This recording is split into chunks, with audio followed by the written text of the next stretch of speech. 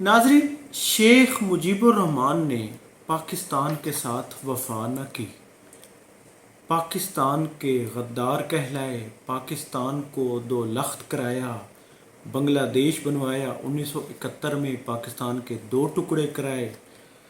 लेकिन कुदरत भी जिस तरह कहा जाता है कि हर अमल का रद्द अमल उसके बराबर होता है, इसी तरह बंगालियों ने भी अपने इस बाबाए कौम को उसी तरह जलील किया, इसके टुकड़े किए जिस तरह इसने पाकिस्तान के दो टुकड़े कराए।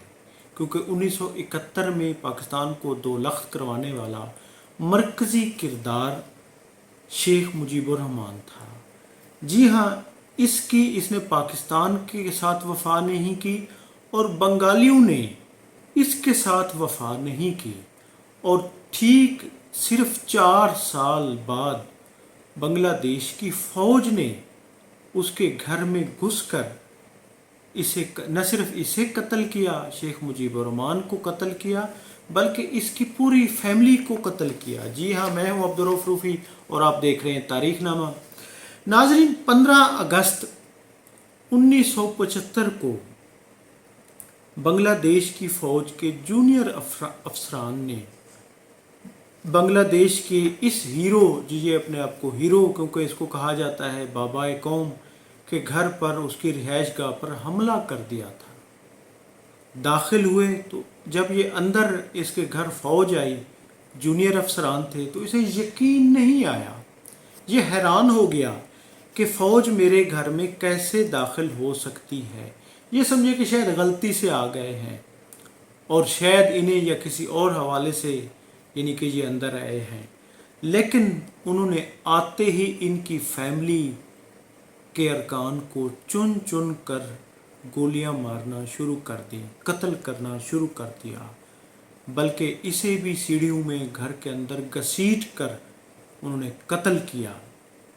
इसके ऐनी शायद जिन्होंने बाकायदा बीबीसी को भी बताया, सुभाष चक्रवर्ती ने बीबीसी को, टाइम ऑफ इंडिया के वो ब्यूरो चीफ थे दिल्ली के, उन्होंने बताया कि जो बांग्लादेश में यानी इंडिया में बांग्लादेश के जो हाई कमिश्नर थे समर सीन, वो उनके दोस्त थे, और जिस दिन सुबह ये मर्डर हुए वो उस वक्त उनके घर में थे, वो ऐनी शाहिद थे। उन्होंने बताया कि शेख के घर में थे कि जब वो फ़ौज दाखिल हुई तो शेख को यकीन नहीं आया, शेख बहर आए, तो उस वक्त उन्होंने फिर अंधाधुंध गोलियां उनके पहले फैमिली को कत्ल किया, फिर शेख मुजीबुर रहमान को कई गोलियां मारी, उनको मर्डर किया, और फिर नाजरीन सिर्फ कत्ल नहीं किया, बल्कि अलमिया ये है कि उन्होंने शेख की फैमिली की तमाम लाशें इकट्ठी की और उनको एक ट्रक में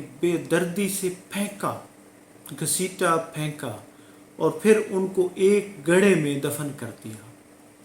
और शेख मुजीबुर रहमान को अगली सुबह यानी 16 अगस्त 1975 को उन्होंने उसको एक हेलीकॉप्टर में उनको यानी कि वो किया, उनके लाश को डाला और वो उसको ले गए उनके आबाई गांव तंगी पारा में। वहाँ पर नाजरीन पहुँचे तो फ़ौज का ये था कि इनको फौरी तौर पर दफन कर दिया जाए ताकि लोग कम से कम जमा हों, कम लोग हों। इवन के बाज़ का इसरार था कि जनाजा भी ना पढ़ा जाए उस पर, बल्कि वो उसको डेड बॉडी को वो उसको नहला भी नहीं रहे थे, उसको धो भी नहीं रहे थे, वो ऐसे ही उसे ज़मीन में दफन करना चाहते थे। इस पर एक मौलाना खड़े हो गए, उन्होंने कहा ऐसा मुमकिन नहीं है, मैं तो इसे ज़रूर नहलाऊंगा। ये यानी कि वो इस पर उन्होंने स्टैंड लिया। इस पर नाजरीन के बदकिस्मती के इस जिसको बंगाल का हीरो कहा जाता है, वहाँ पे उस वक्त कोई साबुन भी नहीं था। कपड़े धोने वाले साबुन से उनकी डेड बॉडी को धोया गया और फिर बदरुल एहसन कहते हैं कि नहलाने के लिए क्योंकि साबुन नहीं था, कपड़े धोने वाले साबुन से नहलाया गया और फिर मकामी कब्रिस्तान में बंगाल के बाबाए कौम जिसने पाकिस्तान के साथ वफा नहीं की, बंगालियों ने भी उसके साथ वफा नहीं की, बाकायदा सरकारी तौर पर उसका मर्डर किया गया सिर्फ सियासी रंजिश में। उनको कब्रिस्तान में अपने वालिद के पहलू में दफन कर दिया गया।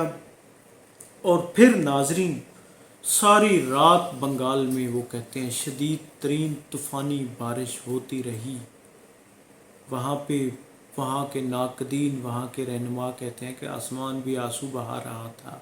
लेकिन बंगालियों ने अपने इस हीरो की कोई कदर नहीं की, क्योंकि वो कहते हैं हर अमल का रद्द अमल उसके बराबर होता है। इसने पाकिस्तान की कदर नहीं की, इसने पाकिस्तान को धोखा दिया, पाकिस्तान को दो लख्त कराया, दो टुकड़े कराया। और फिर जिनके लिए उसने ये सब कुछ किया उन्होंने उसे टुकड़े कर दिया। न सिर्फ उसे टुकड़े कर दिया बल्कि बेदर्दी से मारा गया और उसका पूरा ख़ानदान ज़िबा कर दिया गया। नाजरीन, वो कहा जाता है कि अल्लाह ताला दुनिया में भी इंसाफ करता है। आखरत तो खैर आखरत है, दुनिया में भी इंसाफ होता है। जी हाँ नाजरीन, मैं हूँ अब्दुर्रऊफ़ रूफ़ी और आप देख रहे थे तारीख़ नामा। चैनल को सब्सक्राइब करें, वीडियो को लाइक करें। बहुत शुक्रिया, थैंक यू, अल्लाह हाफ़िज़।